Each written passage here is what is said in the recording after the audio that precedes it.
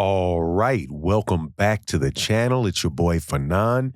And in this video, we've got absolutely terrific news as Canelo Alvarez has confirmed with Ring Magazine that he is in negotiations with Terence Crawford for a rematch of the fight that took place earlier this year. Let's talk about that in this video.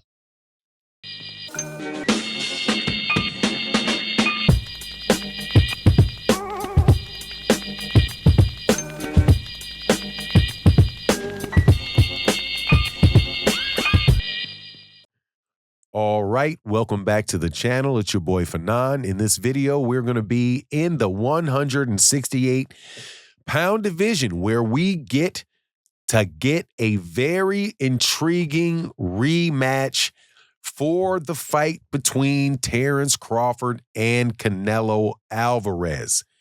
I think that this is terrific news for a lot of different reasons. And I'm going to tell you right now that the outcome of the second fight could be very different than the outcome of the first fight. But before I get into that, let me welcome you back to the channel. If you are new to the channel, hit the subscribe button. If you're a longtime subscriber, and you probably are if you're listening to this video, thank you so much. And I can't tell you how much I appreciate you for your support. And thank you to everybody that hits the like button, hypes the video, because there's a new function on YouTube where you can hype the video. If you really like it, you can let other people know about it.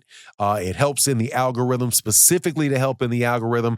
That and support in the super thanks are the best way to help this channel. So to everybody that has done that, thank you so much. Hype the video, and thank you. But let's get into this because, look, man, I was not very excited about the first fight between Terence Crawford and Canelo Alvarez.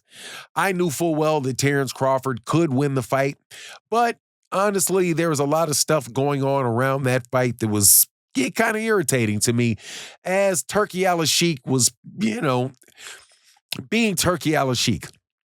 But whatever the case is, the fight wound up being a very entertaining fight. It wound up being a close fight, not only in the scorecard, but actually in the ring, despite the fact that many people thought that it was a blowout, that it was a perfect masterclass by Terence Crawford.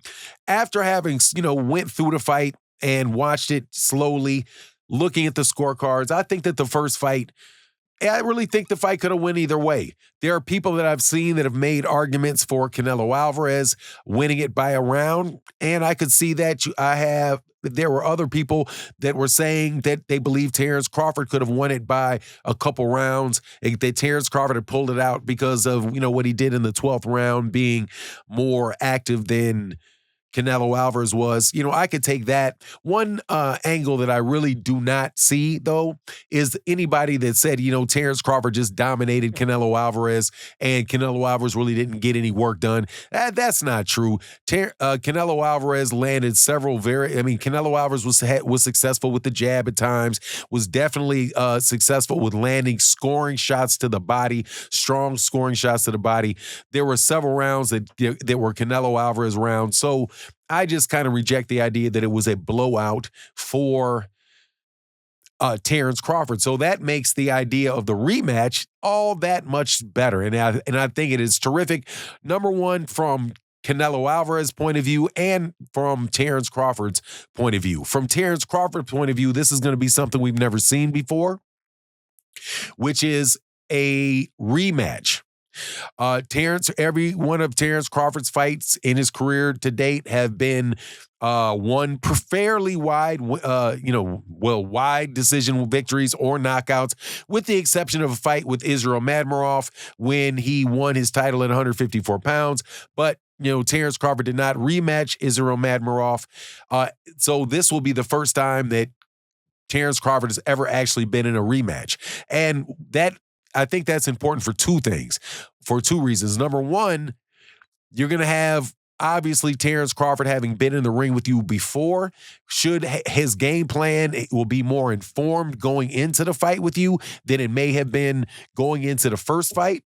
But on the other side of it, you have to take into consideration that somebody would have now had 12 rounds, like Canelo would have fought closely with him and probably seen the best of Terence Crawford that he's going to see.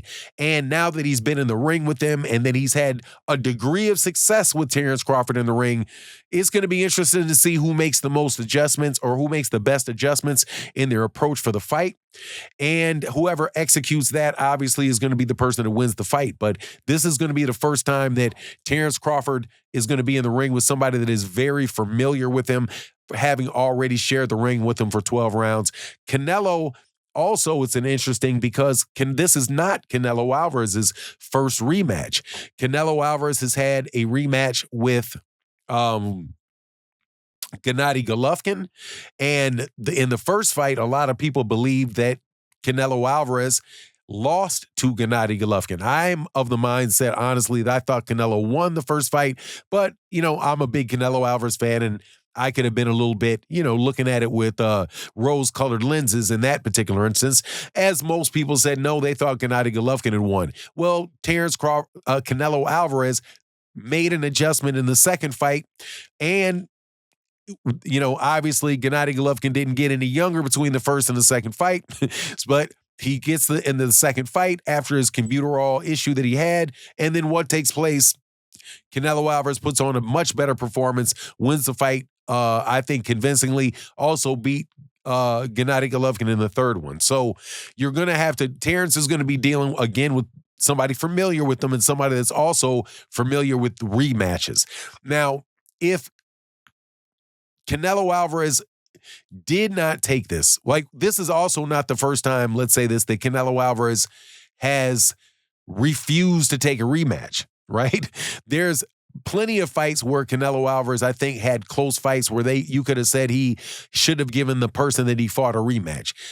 Obvious ones for me are Erislandy Lara. I think Erislandy Lara beat him, and I think Erislandy Lara deserved a rematch with Canelo, but Canelo Alvarez didn't give it to him. I also think Austin Trout beat Canelo Alvarez, and Canelo Alvarez didn't give him the rematch.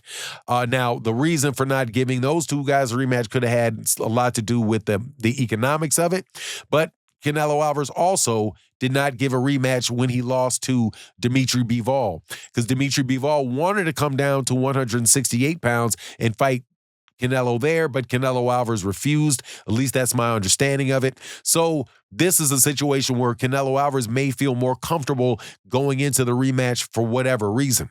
But again, that is going to depend on his ability, and his success is going to depend on what kind of adjustments he can make for Terence Crawford, who I do believe is probably going to, like he always does, really stay in the southpaw stance. But anyway, that's my take on the matter.